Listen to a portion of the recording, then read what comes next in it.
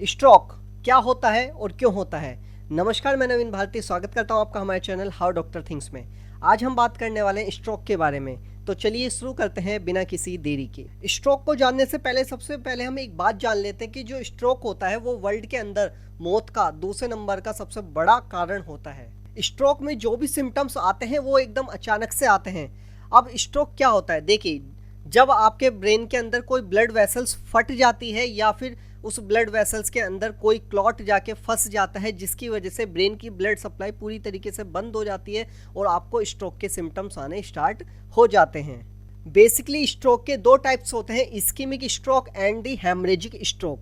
जो ischaemic stroke होता है उसके अंदर क्या होता है, जो आपकी ब्रेन की ब्लड वेसल्स होती हैं वो ब्लॉक हो जाती हैं। अब ये ब्लॉक क्यों होती है? Due to any clot. अब क्या होता है, जो आपकी ब्लड वेसल्स होती हैं ब्रेन की, उनके अंदर क्लॉट आके फंस जाता है, जिसकी वजह से ब्रेन की सप्लाई, ब्लड सप्लाई पूरी तरीके से ब्लॉक हो जाती है। इसी को हम बोलते हैं इस्केमिक स्ट्रोक, जो कि 80% केसेस में देखने को मिलता है।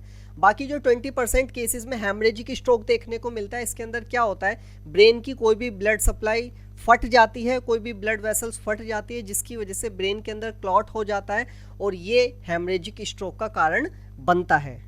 अब बात करते हैं कि स्ट्रोक के सिम्टम्स क्या देखने को मिलते हैं। देखिए, सबसे पहले जो सिम्टम देखने को मिलते हैं वो एक तरफ का हिस्सा जो शरीर का होता है वो सुन्न पड़ जाता है, और साथ ही साथ जो एक तरफ का हिस्सा होता है शरीर का वो कमज़ोर पड़ने लगता है, यानी कि उसमें ऐसा लगता है उसमें जान ही नहीं बची है। दूसरा, जबान लड़खड़ाने लगती है, यानी कि स्पीच डिफेक्ट आने स्टार्ट हो जाते हैं। साथ ही साथ इसके अलावा चलने में दिक्कत आती है पेशेंट को, और देखने में भी दिक्कत आती है। इसके अलावा फेस टेढ़ा हो जाता है, यानी कि मुंह टेढ़ा होने लगता है, और इसके अलावा जो पेशेंट है वो बेहोश भी हो सकता है।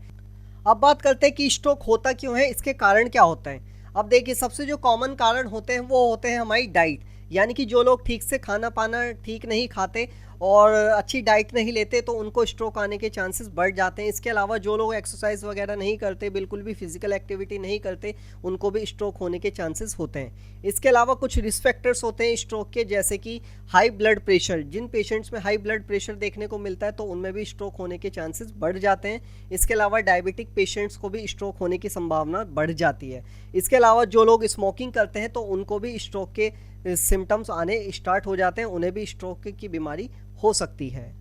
अब बात करते हैं कि स्ट्रोक आने पर किसी पेशेंट के साथ क्या किया जाए। सबसे पहले आपको एक काम करना है, आपको उसे जल्दी से जल्दी इमरजेंसी कंडीशन में आपको उसे हॉस्पिटल ले जाना है, और ऐसे हॉस्पिटल ले जाना है उस हॉस्पिटल में कम से कम सीटी स्कैन होता हो, एमआरआई होता हो, और वहाँ पे एक न्यूरोलॉजिस्ट अवेलेबल हो, और वहाँ पे स्ट्रोक का इलाज भी होता हो। देखिए, स्ट्रोक को ठीक करने के लिए गोल्डन पीरियड माना गया है, जो कि गोल्डन पीरियड वो 8 घंटे का होता है। यदि 8 घंटे के अंदर अंदर पेशेंट को हॉस्पिटल लाया जाता है और उस गोल्डन पीरियड में स्ट्रोक का उसका मैनेजमेंट अच्छी तरीके से किया जा सकता है।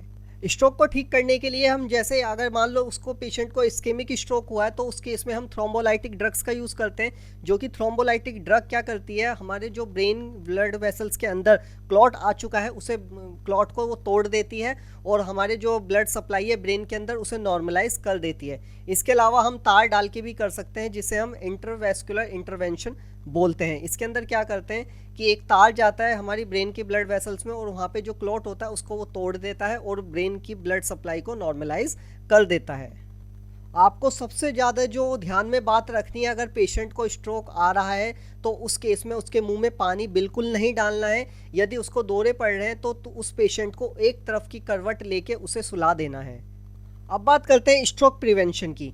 यदि आप हाइपरटेंशन से पीड़ित हैं, यानी कि हाई ब्लड प्रेशर से पीड़ित हैं, तो आपको अपना हाई ब्लड प्रेशर को कंट्रोल में करना है। उसके ऊपर मैंने एक सेपरेट वीडियो बनाई है, आप वो जाके देख सकते हैं कि हाइपरटेंशन क्या होता है, हाई ब्लड प्रेशर क्या होता है। इसके अलावा यदि आप डायबिटीज़ के शिकार हैं तो डायबिटीज़ को कैसे कंट्रोल में करना है उसके ऊपर भी मैंने एक वीडियो बनाई है, तो अपना डायबिटीज़ भी कंट्रोल में कीजिए। इसके बाद आप कैरोटिड असेसमेंट भी अपना टाइम पे कराते रहिए। इसके अलावा आपको अच्छा खान पान का ध्यान रखना है, यानी कि अच्छी डाइट लेनी है, हरे पत्तेदार सब्जियां और फ्रूट्स वगैरह खाना है। इसके अलावा आप एक्सरसाइज भी आपका करना बहुत ज़रूरी हो जाता है। आपको फिजिकल एक्टिविटीज़ डेली रूटीन में आपको अपनानी चाहिए, जिससे कोई भी आपको स्ट्रोक और बाकी अन्य बीमारी नहीं हो सकती।